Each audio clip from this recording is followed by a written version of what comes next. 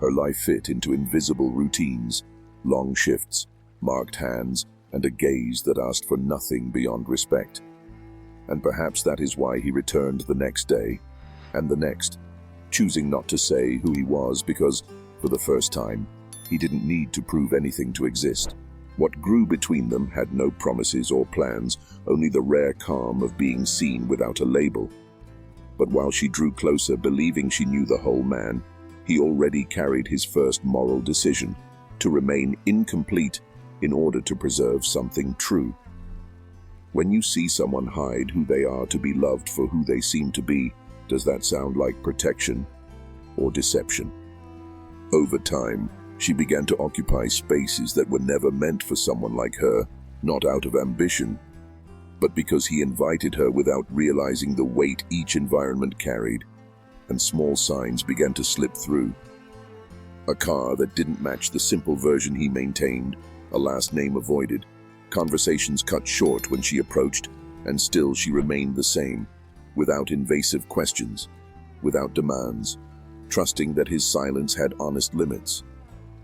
He watched everything with contained tension, knowing that every unexplained detail fed a narrative he wouldn't control once it surfaced.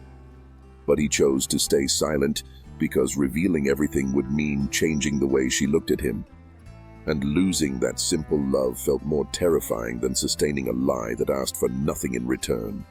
When someone trusts without demanding proof, who bears the greater weight? The one who believes or the one who hides? The looks came before the words, half-spoken comments, low laughter when she crossed certain spaces at his side, and little by little the assumption took shape. She knew she was taking advantage. She had calculated every step, and no one needed to ask anything to decide that. Because it was more comfortable to condemn someone who came from below than to question the man who had always seemed untouchable. She felt the change without understanding the cause. Invitations stopped, chairs were left empty around her, and he noticed everything, every gesture, every exclusion, but remained still, believing that intervening too early would reveal the truth in a way that would destroy the little that still resisted. When everyone silently chooses a culprit, is staying neutral really the same as not hurting anyone? The humiliation didn't come out loud. It came through the normalization of contempt, in the way she began to be treated as a tolerated presence, never a desired one. And even so, she kept her posture intact, without defending herself, without accusing, because she had no awareness of the crime they were assigning to her. He watched her dignity being tested day after day, and still did not speak. Not out of simple cowardice, but out of fear that the truth, once exposed, would be used against her in another way, more cruel, more explicit, more irreversible. At that point, he was the one who seemed cold, and she was the one who seemed opportunistic, and the world felt comfortable with that rushed conclusion. How far would you sustain silence if it protected you but destroyed the other? The truth did not come as a defense or as a plea for understanding. It came as a public confession, spoken without calculation, assuming every consequence, and when he revealed who he was, he did not point to her, did not explain the relationship. He simply took responsibility for the mistake of believing he could love someone without facing collective prejudice. The impact was immediate.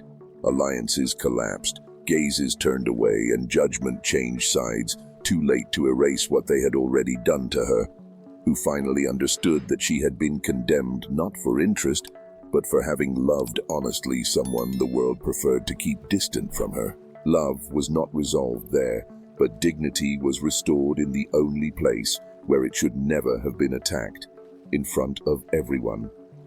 If this story made you uncomfortable, don't step away.